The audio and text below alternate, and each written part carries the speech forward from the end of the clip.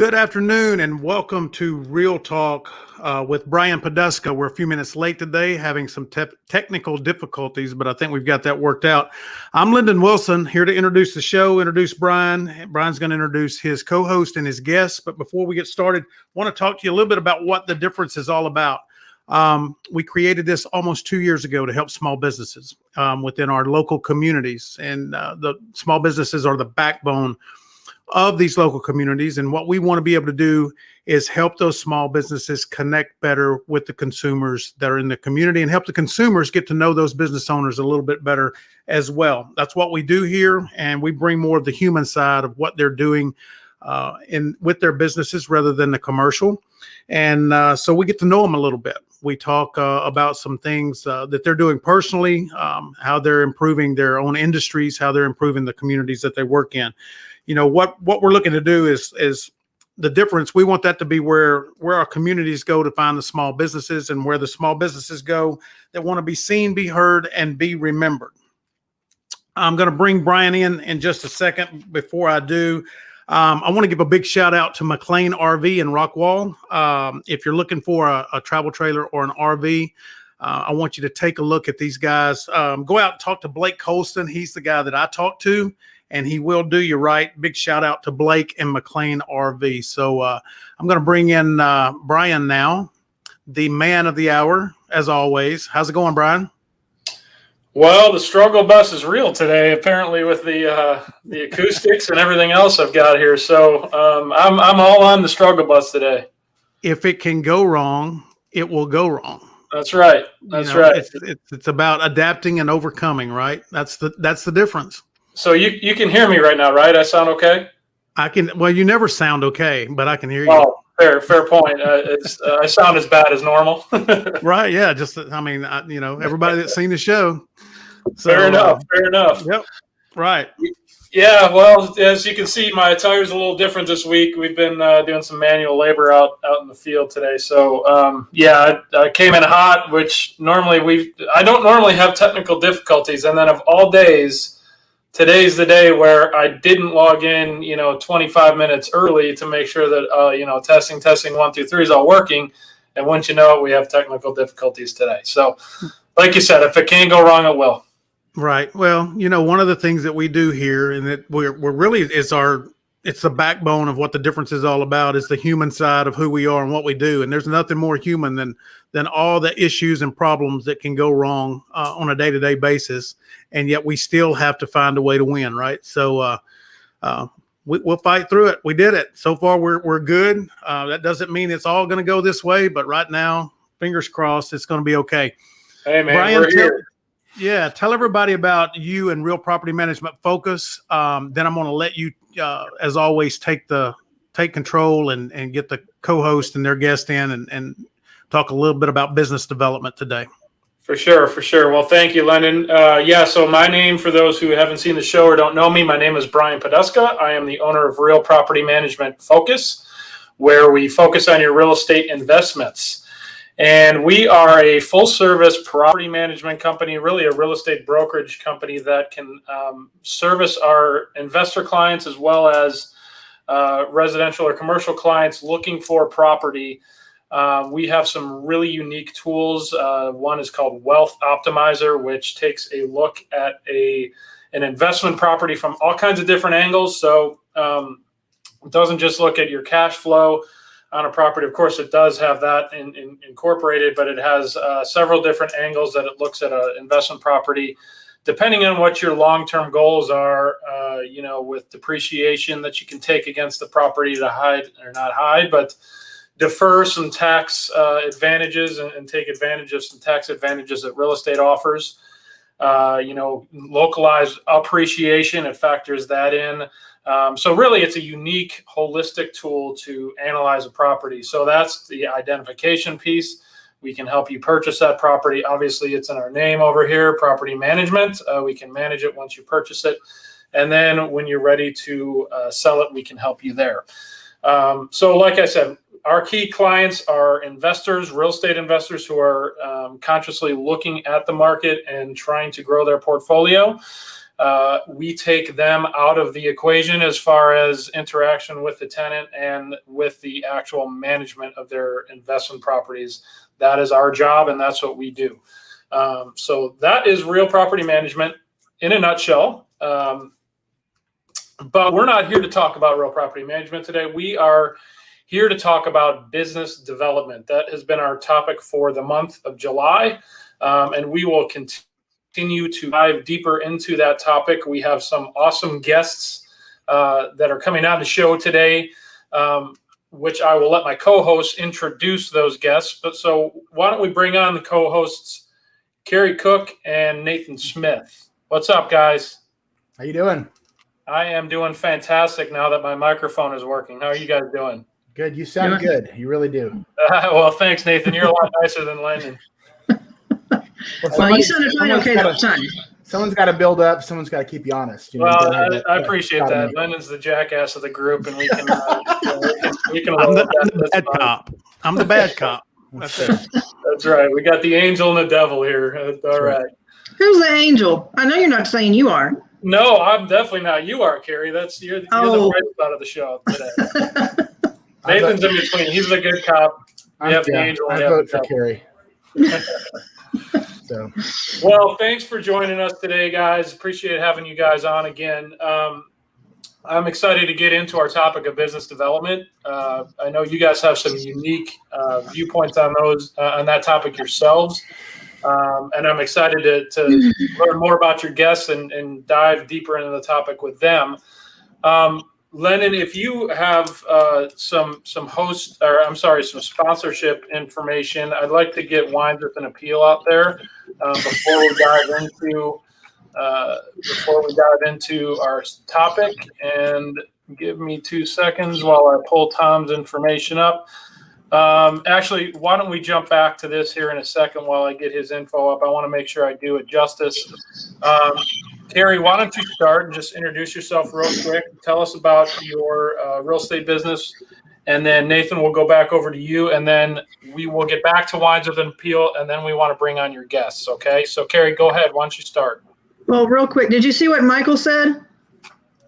Sorry, I didn't. What did he say? He said, slow your roll, Brian Poduska, angel. Man, that's harsh. Copeland, bringing the heat. I would expect nothing less from him. All right, I'm Carrie Cook with Cavalier Realty Group out of the Keller Williams Allen office. Market's still crazy.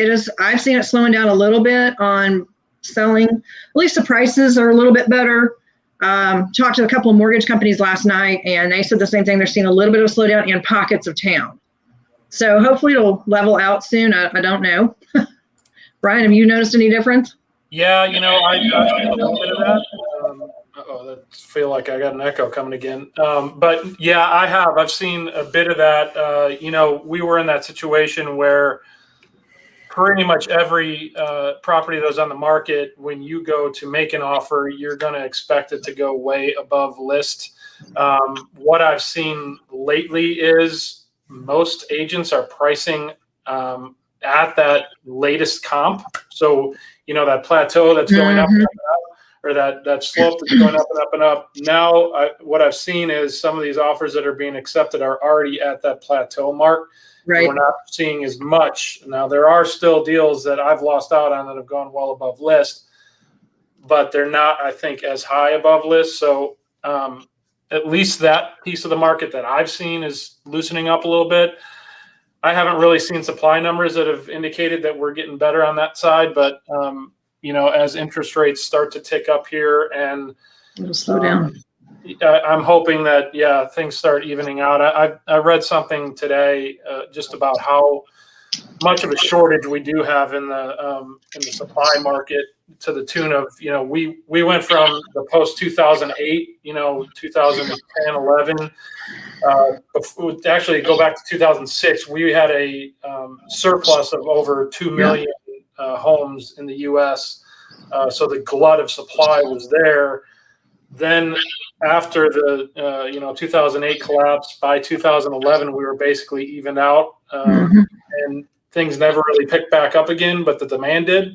So this problem has been 5 years building. It really came to a head obviously last year, And I feel like it's going to take a while to unwind that. And especially with the building supply issues, I mean, that doesn't help matters any. So No, it doesn't. I mean, we go for the roofing company, go buy a piece of board and it's triple the price it used to be a few months ago. It's just insane. Shingles are going up like every month as well. It's just kind of crazy. yeah, I know. Well, hopefully it happens sooner rather than later. But okay, well, sorry, that was a long-winded answer to your quick question, but that's who I am. That's what I do. Nathan, why don't you introduce yourself to the audience? Tell us a little bit about your business, and then we'll talk about Wines with an Appeal and bring your guests on. Okay. Okay. Well, first of all, thanks again. I've really enjoyed being on. I think this is our third or fourth show now. Getting the opportunity to really meet different people, different things. We talked about that, and just being able to see different guests from different walks of life and different careers and businesses. And so, we're gonna get to experience that today. But me personally, my wife and I, we run a financial services agency. Obviously, help clients with their financial house and really just getting all aspects of that in order. But my biggest passion is, we're talking about business development today. My biggest passion is kind of understanding or teaching people how to get out of the rat race, if you will, right? How to think business minded. Like, I'm always looking for agents to come work with us, teach them how to do what I do, open up their own agency, right? And so it's difficult because Lynn and I have been talking about this for years. We are we live in a society where we're programmed in a sense to be an employee. And, a lot of people just don't have either they don't believe they can, they don't have the resources, they don't think it's possible to go out and be a realtor or have a property management company like Brian or have their own practice or, start their own business. And just, whether they work with me or not, my passion is just to get people to see that there's another way to kind of take things in their own hand. Is, we talked about prices. The more government gets involved in anything, the more important it is for us as individuals to have more reign on our own control of things. So the more that, the government steps in and tries to take over certain things and affect prices and all kinds of different, we could go on for 2 hours about that kind of stuff. But it's just so important to have the financial education, the business education, just understanding money in general, right? It's a big passion that we do to help people as clients or as an actual career path. No, that's awesome, and that's also a thing that we work on as real property management. I mean, I'm a finance guy by trade. I have a finance degree. Love the numbers aspect of real estate in general. So I think you're spot on there, Nathan. As things are tightening up and inflation is coming. There's, the old saying from Game of Thrones, winter is coming. Yeah, inflation is coming, no matter how it's here already in some industries in some regards, but the general, like you said, we can go on for a couple hours in that subject alone, but yeah, that's, I think that's super important. And I do want to dive deeper into, you brought up the teaching aspect of business development. So I do want to dive deeper into that as we get into the conversation here in a bit. So thanks for sharing that. Let's jump over, Lynn, and let's go ahead and bring Tom's information up again, Wines with an Appeal. I do want to get a word in from our sponsor, Wines with an Appeal. It's a company dedicated to assisting people fundraise for their favorite nonprofit organization. So they provide a fun and educational program to entertain your donors and increase their wine knowledge. Very important, right? That could potentially cost a fundraiser nothing, even more important. So if you want to get involved with Wines with an Appeal, raise some money for your favorite nonprofit, have a little bit of fun in the meantime, and learn about wine and taste some really unique wines, send an email to tom@wineswithanappeal.com. His information should be scrolling at the bottom of the screen. Or call them directly at 214-621-5216 for more information or to schedule your event. Tom puts on an awesome event. They're fun. They're engaging. They are educational. You will come away with at least a few different tidbits of knowledge on wines, and you will get experience of wines that you won't see in the store. So all kinds of different reasons to get involved with Wines with an Appeal. There you go, Mr. Copeland giving it some shout out. So thank you for that. Thank you, Tom and Wines with an Appeal, for the sponsorship of the show. We will touch on our other sponsor a little bit later. That is Liberator Health Insurance. But before we get to Liberator, what I do want to do is, Carrie and Nathan, if you guys can bring in your guests, give them a quick intro. We'll let them talk for 2 seconds. Not really 2 seconds, a little bit longer than that. Let them tell us and the audience about themselves, their business. What I love to hear is just how they got into their business. So we'll spend a few minutes getting into that, but I'm going to let you guys bring in your guests. My doorbell's fixing. Oh, goody. Carrie, I want you to go first since you're a lady. Sorry. Somebody's coming to the door. Can you let Nathan go so she'll stop barking? We'll let Nathan go. Go ahead and mute. And Nathan, you go first. Okay. It didn't fail, does it? Always hey, we're rolling with the punches today. It's just one of those days. No worries. Well, I want to take a moment to introduce Jerry Hutchins. I believe, Jerry, you correct me if I'm wrong, I think we met at a church at Watermark Community Church. But I wanted to bring many moons ago, 2014, I believe, 13. I want to bring her on for a couple reasons. One, she runs an organization called Clearing the Chamber. She's a firearms instructor. Her knowledge of firearms and just her astuteness when it comes to training and her passion for self-defense, is not only for specifically for women, but for all men and women, is astounding. I read a lot of her posts and I'm like, dang, she knows a lot. I'm very intimidated. But just love the things she posts, love what her passion for the Constitution, for our rights, for things that are going on in this country and specifically in Texas. But also, she is an avid cigar smoker, and you can tell she's literally broadcasting from a humidor, which I believe she's a partner out in Tyler. So I will let you take it away and share a little about yourself and those two companies, organizations, and how you got into that, Jera.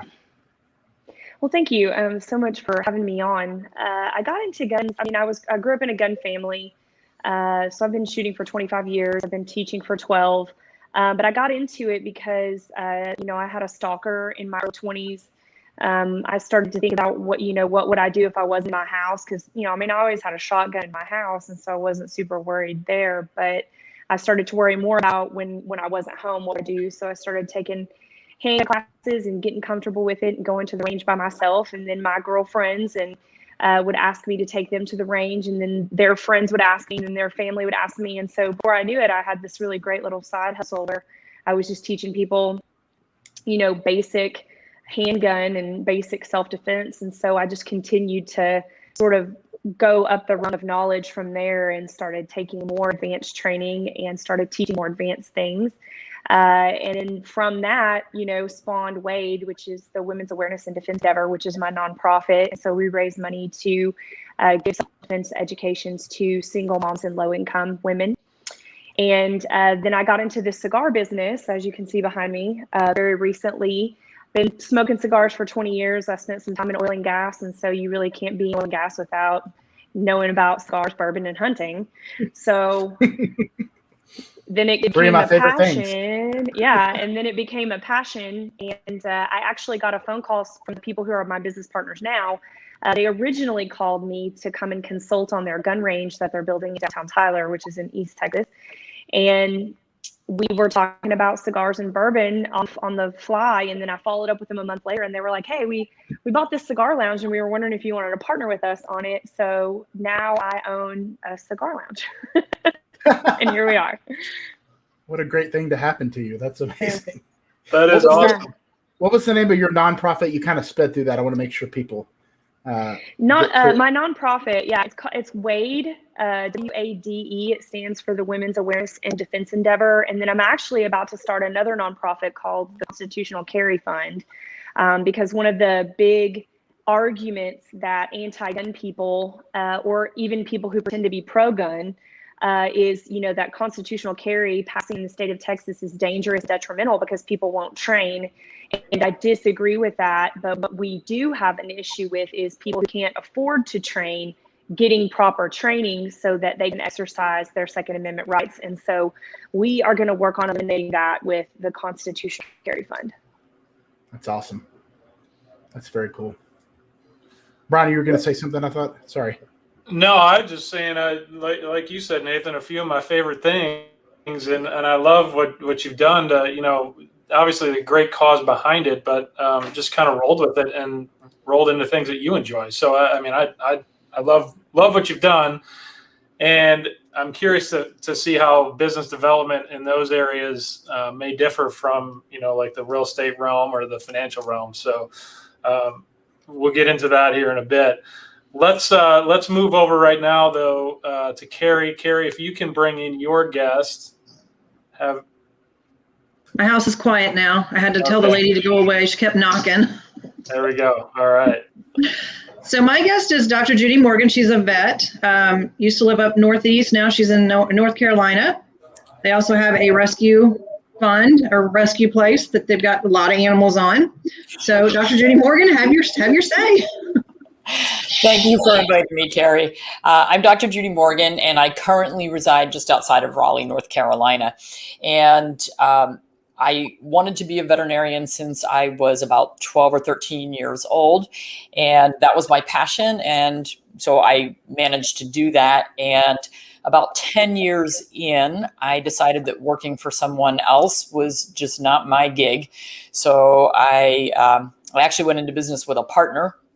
I wanted to do sort of a 40-60 or closer to 50-50, and he agreed to 30-70, me being minority and not being very bold. I agreed, but it worked out well. We were partners for 10 years, and then I bought him out.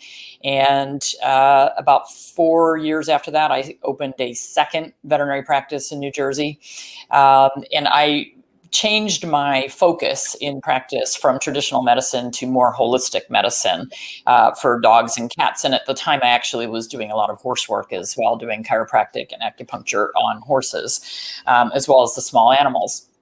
And I got involved in Cavalier King Charles Spaniel rescue, which Carrie has a Cavalier King Charles Spaniel, and that's how we met. And that started me on a totally different path. And I wrote my first book, this one up here, From Needles to Natural, in 2014, kind of on a whim, just because people kept asking me how I would treat this or that or the other thing holistically. And I wrote the book. And if you want to know how to do everything wrong when you're writing your first book, I will be more than happy to share what not to do. This one over on this side, that's my fourth book. That one has been a #1 bestseller for 4 years. I can tell you what to do right and how to do it for a lot less money. And so after I wrote that first book, I had to figure out how to market it. So I started social media platforms, mostly through Facebook. My social media following is now over 100,000 if you combine my platforms. And from that, we ended up starting our own line of supplements and products. And we have an online holistic pet health store now, with probably over 300 products in the store. We sell on Amazon as well as through our own site. We've become wildly popular, and I have become an international sensation, not because I knew what I was doing or how to get there. There were a lot of pitfalls, and talk about technical difficulties.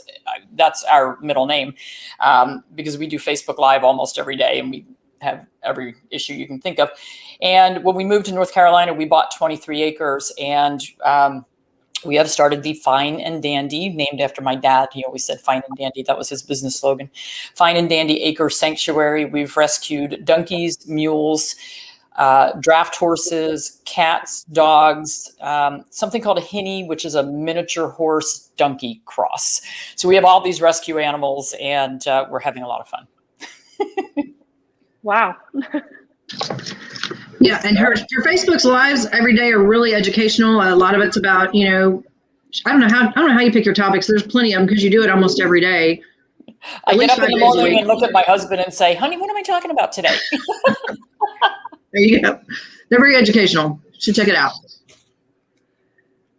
That's awesome. Yeah, they're talk about a lot going on. Wow. With both of our guests today, I don't know how you figure out what to do what day. And that resonates too, because with me personally, my wife runs a pet care business, basically dogs, and we have oftentimes multiple dogs overnight at our house. So she's very passionate about dogs, as we are as a family. I've got 3 kids as well, so it's not just her running it; it's all of us. But yeah, it's a topic that's near and dear to our hearts as well. So thank you guys for joining us, or thank you ladies for joining us on the show today. Before we dive into the conversation, I do want to make sure that we mention a few things about our other sponsor on the show, and that is Liberator Health Insurance. So Lennon, if you've got the information this week, thank you for putting that up on the screen. So our other sponsor of the show is Liberator Health Insurance, Mr. Greg Holberg, who is also a co-host. He's a weekly sponsor as well. His information every week, he provides a Liberator deal of the week. You can see this week, a businessman that has never had health insurance since he got out of the military was able to get a great plan for $165 a month. That is ridiculously low. $165 a month, even for a single person, a healthy single man, is ridiculously low. If you compare that to the government marketplace programs out there, you're paying at least 4 or 5 times that per month. The thing that I love about what Greg does is he educates his potential clients, whether you end up buying one of his policies or not. He listens to what you need and what you want out of the plan. And sometimes he just says, yeah, the best plan for you is a government marketplace plan, or we don't have one that fits exactly what you need, but he helps educate you on what is available and what is the best plan for you. He does have some unique plans that allow you to negotiate and educate yourself around what the rates are, not just accept the bogus charges that oftentimes are extremely inflated. The $200 boxes of Kleenex that you pay for in the emergency room. There are ways around that. So if you are thinking about looking at health insurance or changing up what you have, go ahead and give Greg and Liberator Health Insurance a call. His information is scrolling at the bottom of the screen. I highly recommend, at the very least, just calling them to check out what the options are. We personally have it, so I can attest to it. You guys use Liberator? Get your work policy? That's awesome. Yeah. I was going to say, if you're a small business owner, independent contractor, he's definitely somebody you need to talk to. Yeah, I took a picture of that. I think I'm going to call him this week. Okay, so since we're all calling him, I'm not making this up. I'm glad you mentioned that, because I was talking to my mom this week, and she's at that age. She's not quite ready for Medicare. She's like 60, but she doesn't have anything. So I'm going to just see some sort of supplemental, or I don't know, but yeah, I'm going to be calling him as well. Well, that's great. Good for him. Hey, if nothing else, he's just got his arms around our entire difference family, right? So yeah, we're right. good there. Well, and I can speak to it too, and I mean, it sounds like basically hearing some of your guys' backgrounds as well, as far as when you jump off of corporate America and you start your own business, you don't know diddly squat about. At least I didn't. Maybe you guys were more educated than me, but I didn't know diddly squat about health insurance because, I always had several different really good plans that were highly supplemented, and I'm like, okay, I'll just sign up for the one that makes the most sense for our family.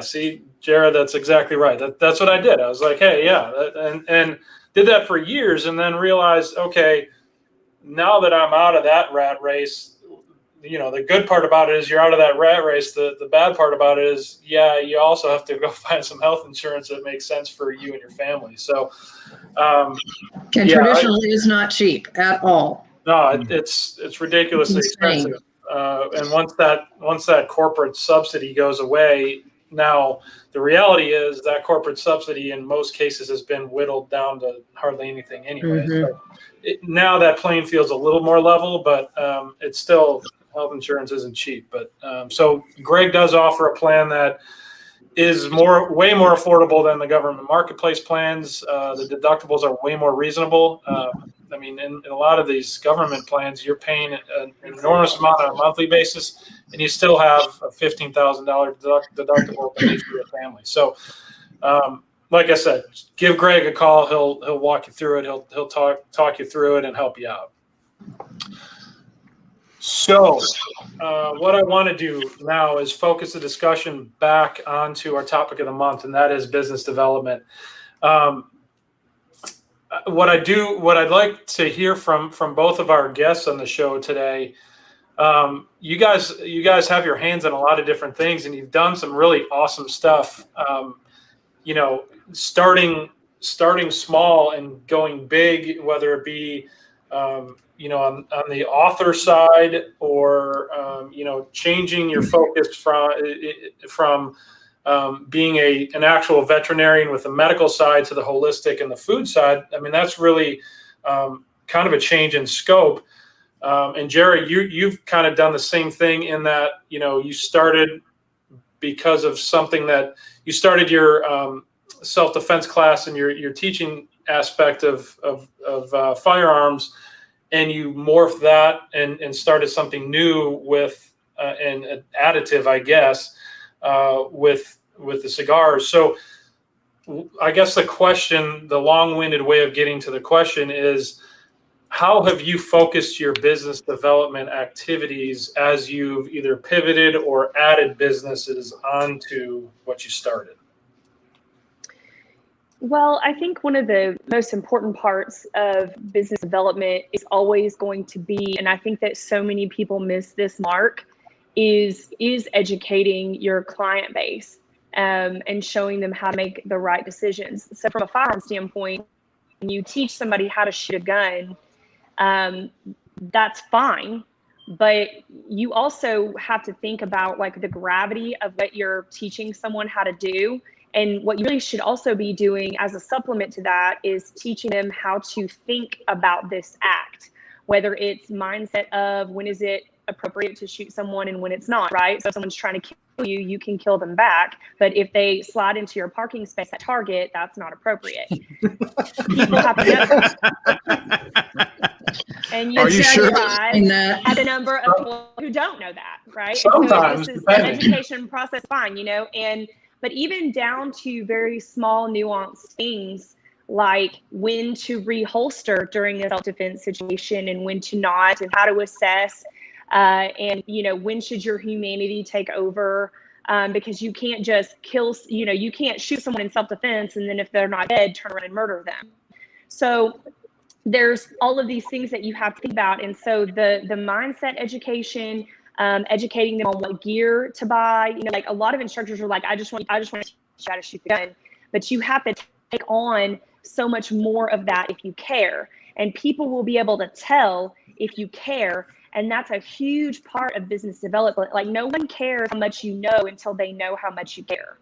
And that's a staple, I think, of business development. And then when I pivoted into the cigar business, I learned really quick that people who smoke cigars, there's an intense amount of wanting to be taken care of. And they want you to remember their name. They want you to remember what they like. And we even are going to kind of play around here at the Humidor in Tyler with doing a delivery service within 12 miles, just make it easier on the customer. We'll just deliver cigars to your house.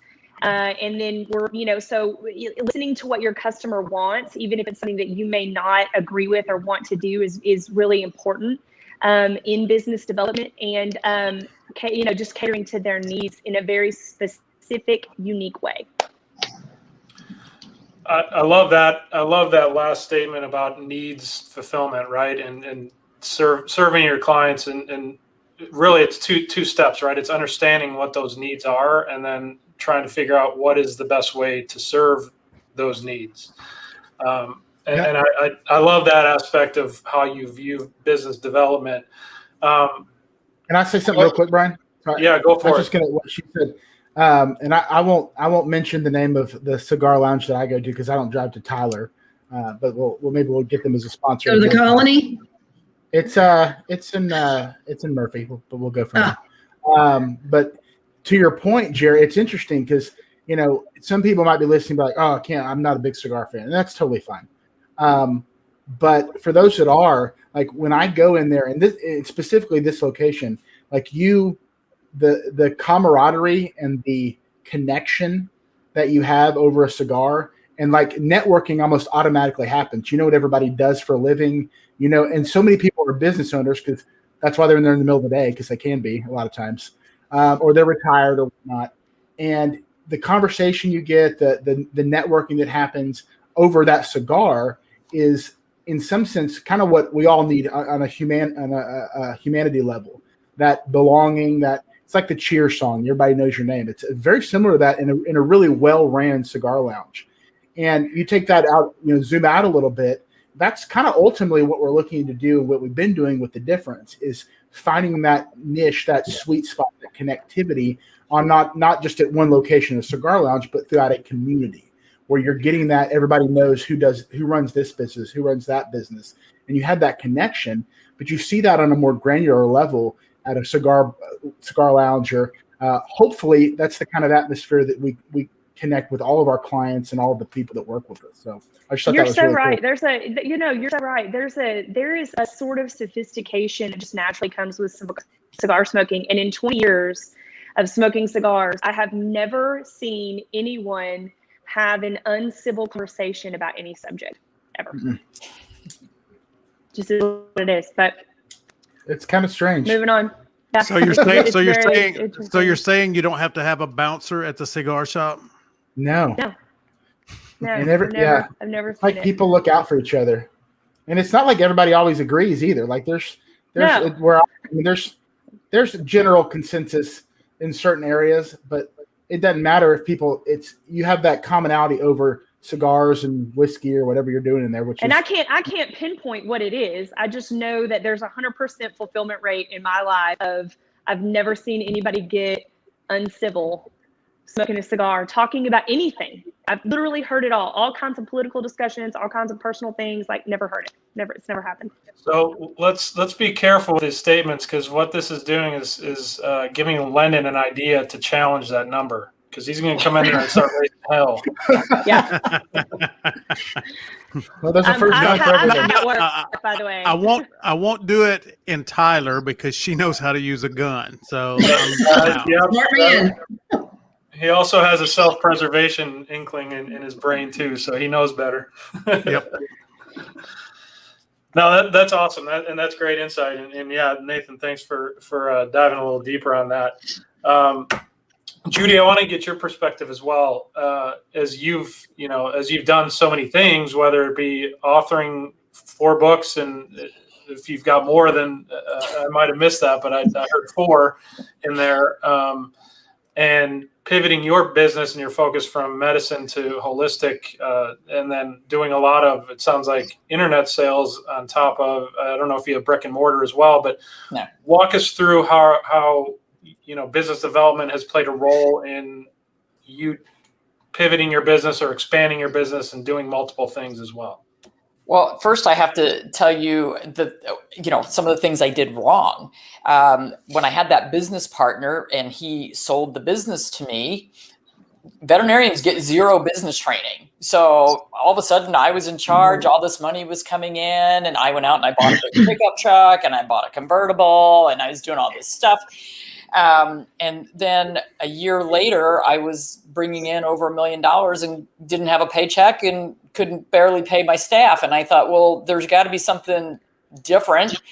So one of the first things you have to do is figure out when you need help. And so I realized I needed help. I hired consultants with $35,000 that I didn't have. I put it on a credit card. And within 2 months, first we found the office manager that was embezzling. So that was a big help. We got rid of, 2/3 of the staff that was just dead weight, that wasn't pulling their weight. We put systems in place, and we did so much training for the staff, for the management, for me. Totally changed how we practice medicine, because we suddenly had systems in place and we could make sure that every patient was getting everything they needed instead of sort of willy-nilly. The staff got so much training that they knew what they were doing. I paid off that $35,000 within 2 months. Our biggest problem that we had the following year was that I made so much money and I didn't have a good accountant. And so 2 weeks before tax deadline, my accountant said, "Oh, you owe $42,000 in taxes." And after my head blew off, I went back to the staff and I said, we need an extra $42,000 in the next 2 weeks because I can't pay this tax bill. And let me tell you, they buckled down and they made the extra money in 2 weeks. So it really setting your goals for your team, training your team so that there's no question about how things are done, that everybody's stepping up to the plate. And then really learning to treat our clients. We don't call them customers, we call them clients. Treat our clients with kid gloves and, saying their name, knowing their pet's name, knowing what their problems are, what they need, really was just hugely key, that customer service. And that's still, once I sold the practices and we're now 100% online, it's still the same thing. I do online consultations for people. It's knowing their name, knowing their face, because now we can use Zoom. Our customer service at the office is, we get complimented on that all the time because you get a real person on the phone. You don't have to go through a huge phone system and you get your questions answered. So it's really important. So a theme that I'm hearing there is very similar, and that's understanding your clients, as you call them, not just customers, they're clients. It's understanding their needs. It's training your staff to fulfill those needs and do it in a very customer service and client service friendly way. So I mean, obviously those are very good principles, and you're right. You learn as you go along because those aren't necessarily inherent in everybody's business plan. Some people it comes more naturally to, but then especially as you bring more and more staff on board, you need to get those ideologies and principles instilled in their everyday behaviors. So it sounds like you experienced some growing pains, but then as you took the hits, you realize, okay, yeah, let's get a process in place and let's get the right things going, which I think absolutely. Is awesome. Yeah. Absolutely. That's awesome. The key that I just heard one key word that I always kind of talk about, and it's systems. When you said we didn't have anything in place and you didn't know what was going on, and it sounds like that's how you might have got taken advantage of, which is terrible. But once you you gotta watch out for those accountants there. Once you have that system in place, well, now that's where you can duplicate, right? Because you may at some point want to step away, and if you have a system in place, you know that the thing's going to continue to operate. We talk about all that in our business in terms of development, the difference between just being self-employed, because you think like you go out and get an LLC or an S corp, it's a piece of paper. I'm self-employed. Okay, great, but you're still doing everything yourself unless you have a system in place that you can multiply or you can train and be able to step away from that at some point. And I think what you figured out is, one, you found out where the money was going, which is a good thing to figure out, I guess, sooner rather than later. But now there's a structure, and I think when we all find that is when we're able to duplicate and train and have a process by which we can move people, clients, workers, management, whatever that is, through that system. Absolutely. And it allowed me, after I wrote the books, I did a lot of speaking around the country.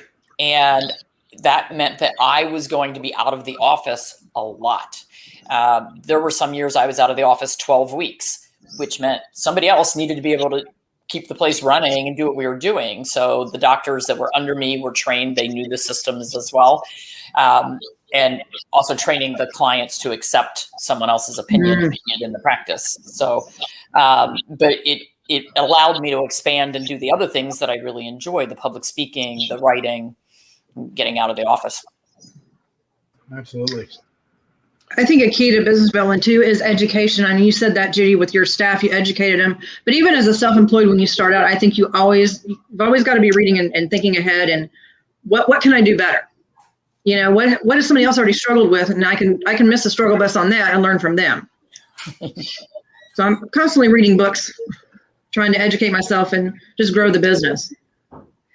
I think another aspect to business development that a lot of people don't really want to visit is holding your customer or your client accountable in certain areas. So like if your business is convenience based, that may not be where you want to do that, right? So my cigar lounge is convenience based. So even though I close at 6:30, I'm not kicking people out at 6:30. And my employees know that if they want to finish their cigar and it takes 20 or 30 minutes, I mean, they've got other things that they can do as far as cleaning up and side work. And we wait until the last minute to kind of really close the doors because we want people to enjoy our space.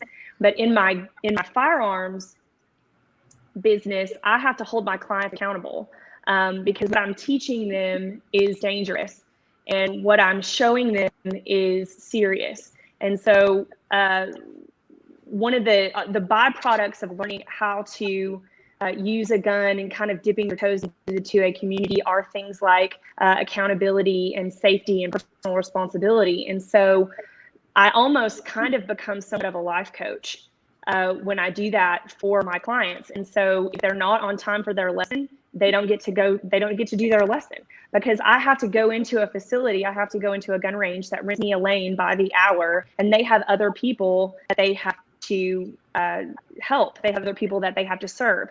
And so if you're 20 minutes late for your 1 o'clock gun lesson, I'm sorry, we're going to have to cancel and you get to reschedule one time. And then after that, I'm going to charge you a fee. So you have to be on time. So I want to instill punctuality into my clients, and I want them to start having difficult conversations with their friends and family about this instead of scaling back anytime anybody disagrees or anytime anybody says, you know, I don't think that, you know, I'm not a fan of guns, or I don't like guns, or I don't want guns around me, and you shouldn't want guns around you either. You know, you have to be able to effectively stand up for your freedoms. And so when we're doing the service in which we are, the service that we are giving, we have to kind of go, is this a service in which I need to hold my clients and my customers accountable? Because as we know and as we can see in our country right now and in our society, personal responsibility is declining. And so people want refunds for even though they broke the thing that you sold them, you know, and people want to just be able to show up whenever they want to, even though they had a scheduled appointment. I'm sure as a vet, you know that. I'm sure as doctors, yeah. And so we have to start, you know, doing that and going, you know, what am I in an industry where I have an opportunity to serve my clients well by holding them accountable and teaching them these life skills. Brian, I'd imagine that in what you do too, like now you're dealing with people's investments and their money, that there's some pretty tight boundaries that you have to, if they're going to be successful, that you got to kind of hold them to with your experience, what you guys are doing. So I imagine that second approach that Jared was talking about is a little more along the lines of what y'all would kind of take from a client relationship. Am I right? Yeah, you're definitely right, Nathan. And I look at it, you know, we kind of serve as property managers. We serve two masters. The first master being our owners, and then being the fiduciary for them. So yes, guardrails are very important when it comes down to, and accountability is very important when it comes down to really looking at your numbers, keeping it non-emotional, you know, that sort of thing. And then on the flip side of the coin, our other, you know, people that we serve are our tenants as well. And, you know, accountability goes two ways, and that's a two-way street when it comes to that relationship. And there's, you know, you talk about society and where we're headed. There's a lot of, you know, things that are just taken for granted or expected that, you know, hey, you know, are you being accountable? Are you, you know, hey, I want this lease extended for 2 months. Okay, fine. Well, you're going to have to pay the new market rate. That I've been a good tenant. I shouldn't have to, you know, there's those sort of conversations that go on. That's a very tame example, I guess, but there's a lot more that, there's a lot of entitlement that happens, that unless you hold people accountable for their actions, that entitlement just continues to snowball. Well, and you can create education around that. You know, that's one of the things that I had to do was create specific education and workshops around, you know, gun safety around children, and you know, the best ways to carry and what are the more dangerous ways to carry. And you always have a choice, but you know, legal ramifications for the things that you choose to do. Like, these are things that people need to know, but they don't think about getting an education on when they go out and buy a gun for self-defense. And a lot of times they're going out and doing that in a panic. And so it really, and I've said this at a lot of instructor conferences and SHOT Show. I'm like, if you're an instructor, if you teach firearms, you have to be teaching all of these other things too. Otherwise, you're just releasing people, into the wild with a gun, and they literally have no mindset education, no safety education. They need to understand what they are legally, financially, civilly, criminally responsible for, and it has to be a totality of education. And I think that really could come into play in a lot of different genres of industry, even like real estate. I do a lot of work with realtors, right? Because one of the things that realtors should be educated on is their safety. You guys go out at all these weird hours with strangers showing properties, and you should know how to defend yourself. There's been news articles of, people who, realtors that have been raped and murdered and all of this, doing that. You have to understand that there's an aspect of danger, within what you do, and, how do you deal with that? That's a great point. And a lot of our audience, we cater to the, small business owner and the local businesses, but a lot of our audience are realtors, especially on this show with, real estate bend in our conversation. That's a great point. Carrie, how many quote unquote strangers that you don't know do you encounter on a daily, weekly, monthly basis? How many houses have you walked into?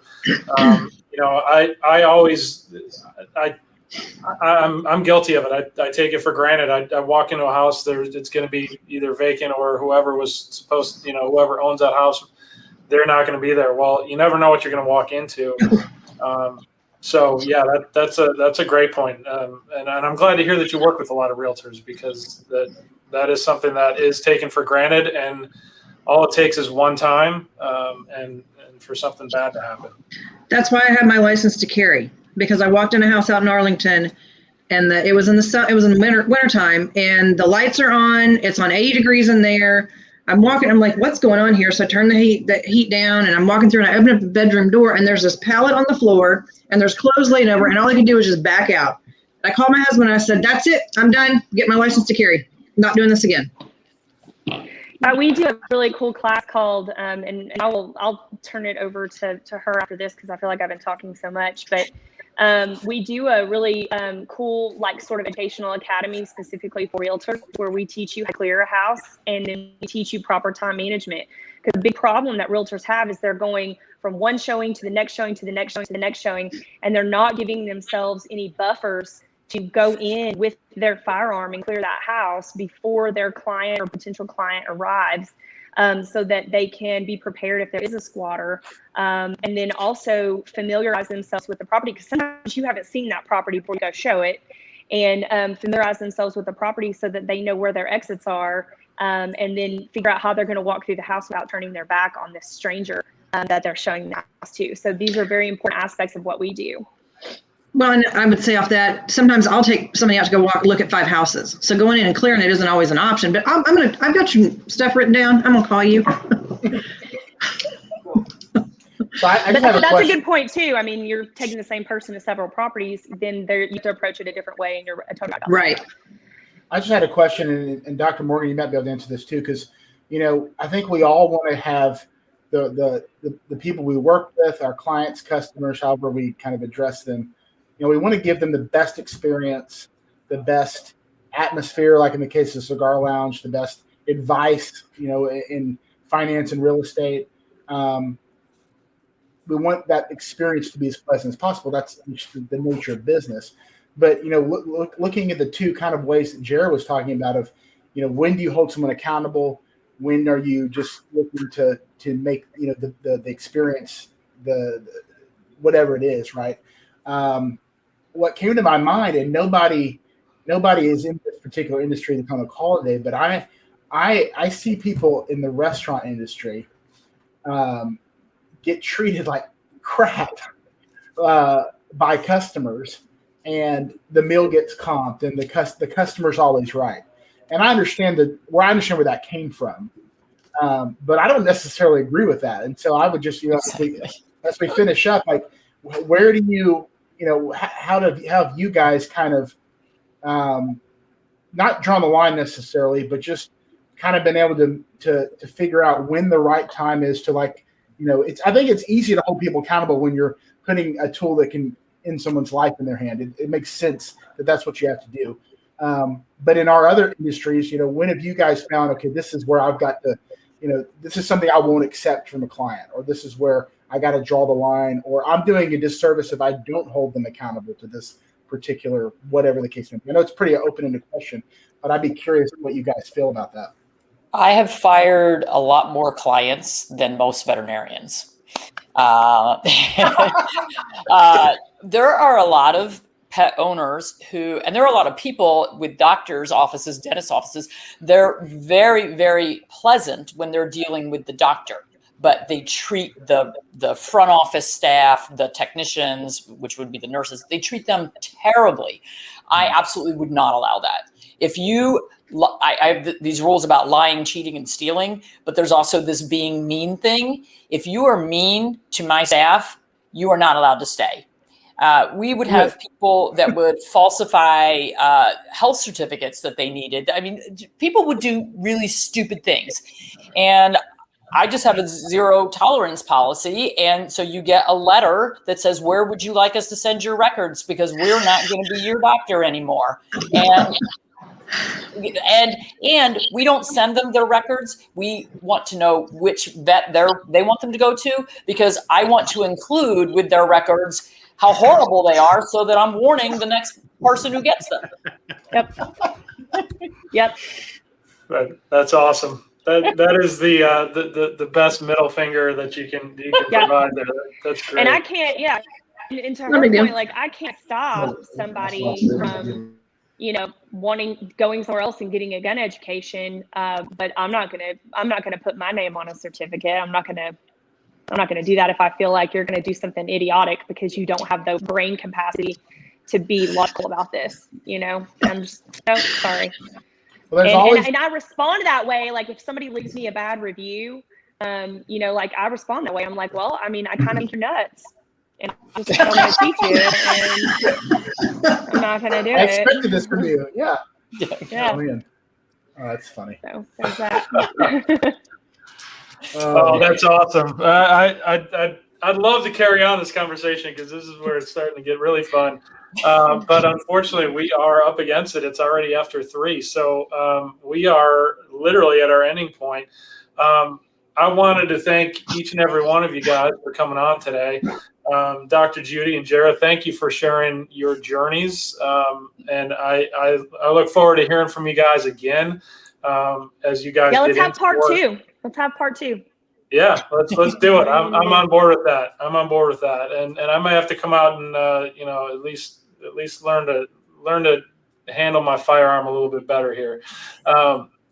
No, but thank you, ladies, for coming on the show today. Really do appreciate it. Of course, my 2 awesome co-hosts. Thank you guys for coming on, bringing these awesome guests and adding the insight that you always do provide. Much appreciated as usual. Thank you to our sponsors. Oh boy, there's an ugly mug down there. Mr. Daniel Cook, what's up, buddy? Thank you to our 2 sponsors, Wines with an Appeal. Again, Tom Rose business, check him out, and then Liberator Health Insurance, Greg Holberg's business. Please check that out if you're looking for health insurance. This wraps up our month of talking about business development. Again, thank you guys for the insight today on that topic.